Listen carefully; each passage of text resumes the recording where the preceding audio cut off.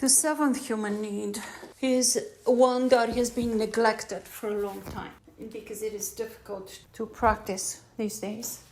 And it is the need for authentic expression, is the need for telling the truth, is the need for being real, it's the need for being true to yourself. It is a spiritual need, but it is also a survival need, because when we're not true to ourselves, when we don't honor what is true for us, we lose ourselves. And then how can you contribute if you lost yourself? How can you love if you're not there? How can you connect? How can you even be safe? Well, that's the big one, actually. The reason this need was taken off the list at some point is probably because it doesn't feel safe to tell the truth. Because it's been centuries in which we've been asked to fit the social norms, to fit the parents' requirements, to fit the definitions of goodness.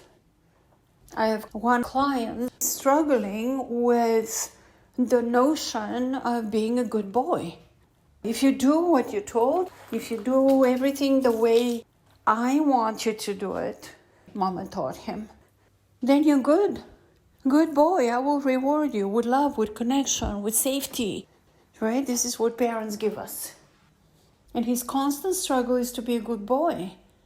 There's no such a thing as a good boy or a good girl. Nice girl and a good boy.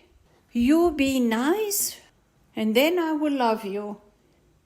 It's so conditional in who determines what is good and what is bad.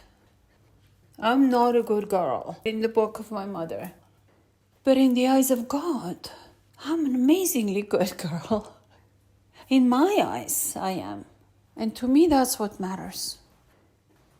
Honestly, I no longer care what my mother thinks about me or whoever. I just don't care. This is all between me and God. If God likes me, I'm good. If I'm in alignment with the divine design, God's design for me, then I'm good. If I'm trying to be a good girl for my mother, and that puts me in misalignment with what I'm here to do, and who I am here to be, and who I am here to become, how is that a good thing? You see what I'm saying? It's a matter of alignment. Whose expectations am I trying to align with?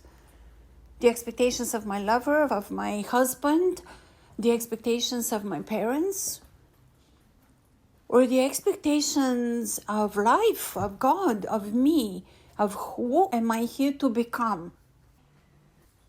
Now that gives a totally different perspective, doesn't it? Fascinating. Society tells me that I have to have apartments and houses and cars and possessions in order to be successful and to feel happy. But I don't think that's gonna do it. I mean, I'm not against that.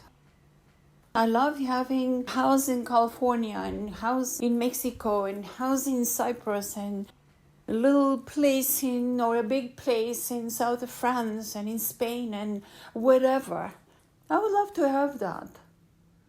I love fast cars. I'm a fast car person. I just gave up mine. I surrendered to life and I said, okay, take it all. I'm letting go of all this.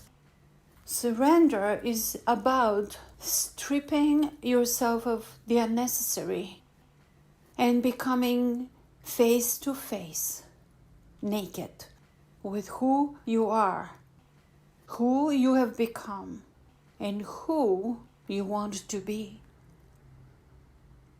So here's the big question of today. Who do you want to be? By the way, this is a question that I ask myself every morning. Who do you want to be today? Try it. It may open up some unexpected beauty and joy for you too. I'm Gina Bresini, your guide to knowing yourself more so you can love yourself fully.